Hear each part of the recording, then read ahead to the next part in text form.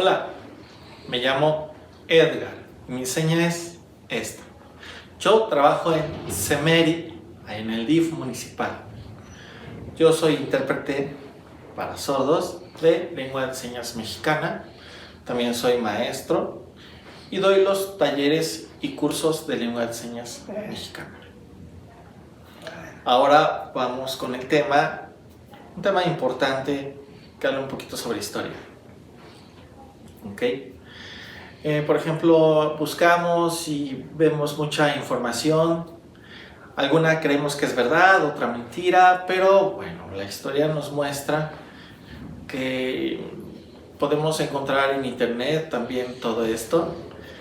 Y por ejemplo, en la historia hace muchos años, aproximadamente en 1867, cuando nuestro presidente Benito Juárez de México fue presidente en esa época, él hizo el primer instituto de sordos en México.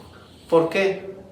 Porque Benito Juárez vio la necesidad de todas las personas sordas de comunicarse, de tener y buscar una comunicación fácil y rápida en todo el país. Por ejemplo, en el norte había personas que usaban señas diferentes. Por ejemplo, leche. ¿Sí? Si estás viendo este movimiento, es como ordeñar una vaca. Esta es la señal de leche. ¿Sí? Pero en el sur de México podían utilizar otra. Por ejemplo, esta, leche. Cuando vieron que muchas señas eran diferentes, eso preocupó a nuestro presidente Benito Juárez y obviamente a otras personas que estaban dedicadas a la educación en México. Se empieza a hacer y se crea el primer instituto de sordos, que en ese tiempo se llamaba sordomudos, que ahora sabemos que eso está mal. Ahorita solo sordos o persona con discapacidad, ¿sí? Entonces se hace ese instituto primero, hace mucho tiempo atrás. ¿Y qué pasa? Bueno, pues ya está el instituto muy bonito. Ahora, ¿qué vamos a hacer? Pues hay que traer a una persona especial y experta para que él sea quien nos muestre y que nos enseñe la lengua de señas. Y así fue como llamaron a una persona nacida en Francia de nombre Charles de Lepé, quien vino aquí a México, y él fue la persona encargada de enseñarnos lengua de señas. Él fue uno de los primeros que creó a nivel mundial dicha lengua de señas.